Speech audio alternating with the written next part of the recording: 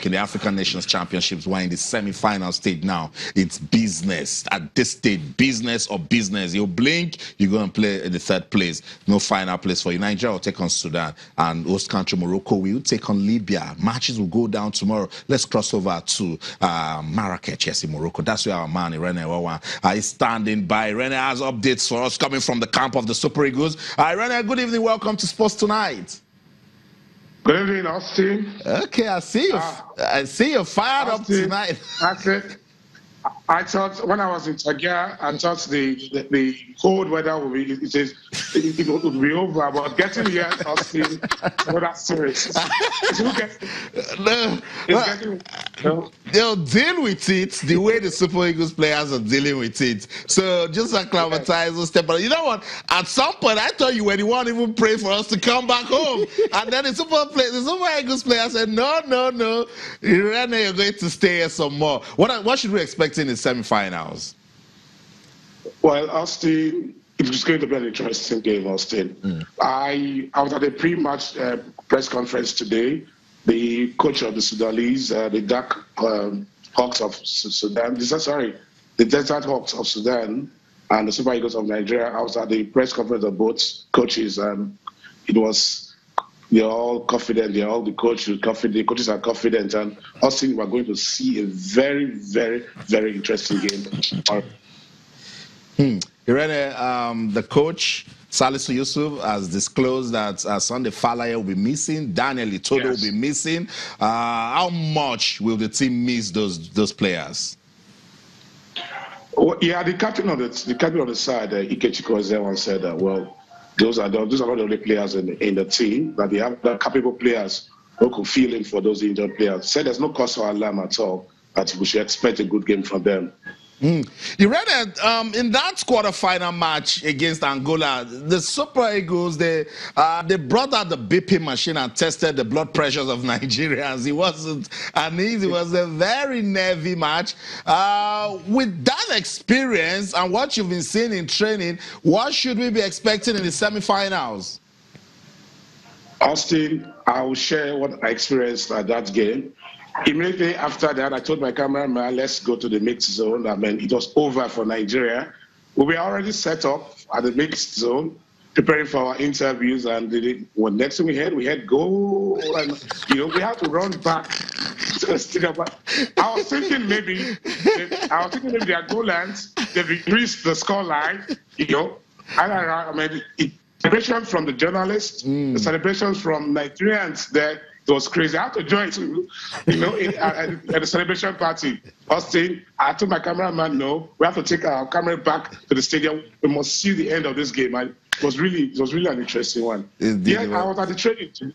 Yeah, I was at the training today. They had their training at 7 p.m. The outcome, Austin, there's no cause for alarm. I can tell you that there's no cause for alarm. The players are prepared. They are confident that they are going to beat Sudan tomorrow. Okay, I hope that confidence stays and then they make it to the final. Irene, thank you so much for your time. And never say never. Stay right there until the final whistle.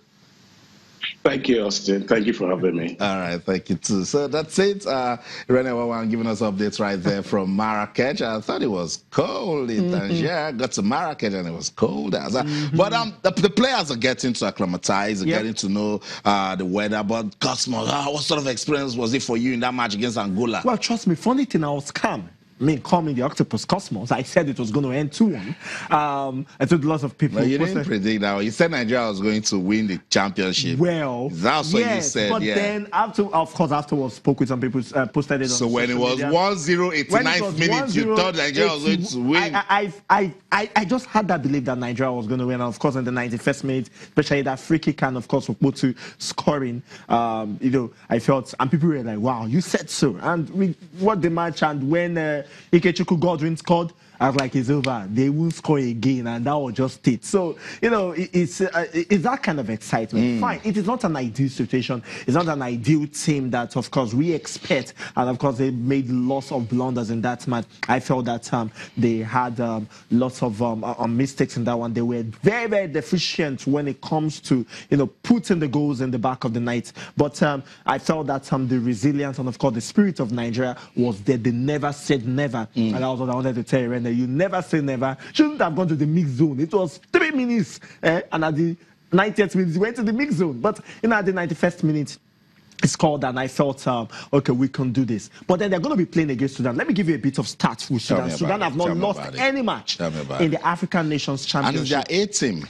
And they're 18. They have not lost any match in the African Nations Championship. They have played 10 matches in the history of the African Nations Championship, won 8, drew 2. Even in 2011, when they hosted and they lost against Angola in the final, they lost Angola against in the final with penalties. They didn't lose any match. Wow. And they have not lost any match since then. So now you're playing against a Nigeria side that statistically in this competition has, divided, has penetrated all the teams they have played. Statistically, they have the more penetration. Fine, they didn't score goals, but they have penetrated more teams. So it shows that Nigeria has a bit of an edge to see if they can put the goal at the back of the net. And that is just it for me. I feel that on Thursday, it's going to be a very slim one. I feel Nigeria is going to win 2-1. It's actually Wednesday, so Wednesday, you predict 2-1. And reading those stats, they were scary. But hey, in football, impossible is nothing. So that's what the Super Eagles will be going for,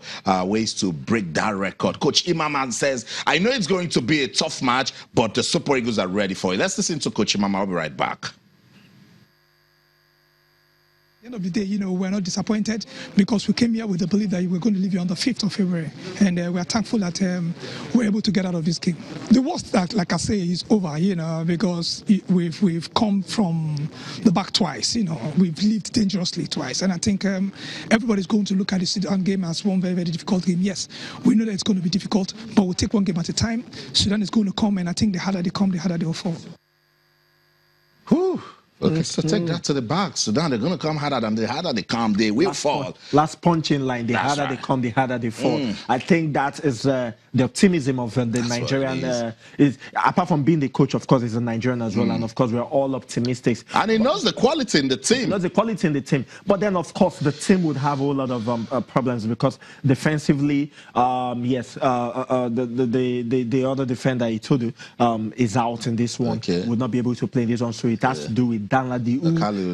Carlogy can stand with Steven. Carlogy can stand with Steven, of course. There's also Danladi as well. Yeah. But, you have to look at the fact that even in the last game, he didn't particularly crown himself in glory. But, maybe because it's his first game, he probably will come back as well. And, of course, in the middle of the pack, knowing that Atuluma is said to might miss that one because of a knock he had in the last game against Angola. So maybe if I might come back to this one, but then everybody's talking about Sunday Falaya. Despite the fact that Nigeria has been abysmal going forward, he has always been very good going forward. He knows when he gets the ball, he's dangerous on the ball. They've all been wasteful. They've all been guilty. They've all been very guilty. Yeah. But then, since Gabriel, Ikechukwu Gabriel is their first game, and of course, we saw that goal he lost. He saw that goal, one-on-one goal he lost in the 85th minute. I felt like killing him. Like, don't mind me with the word killing. Like, I'm not talking killing literally, but I felt like,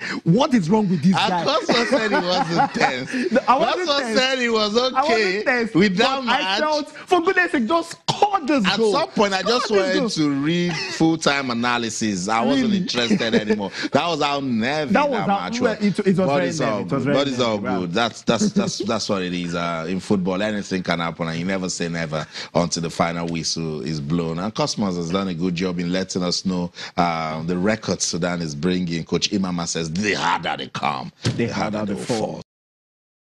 No game is easy to win. No team here is easy to win. We just have to go and fight hard. And we believe by the grace of God, we'll surely come out victorious and put smile to the face of Nigeria. Get our tactics and fight because we believe we have a purpose being here. And our purpose is to get to the finals and with God on our side, lift the trophy. So I think that's what we'll have to do. Go back to the drawing board and start all over again.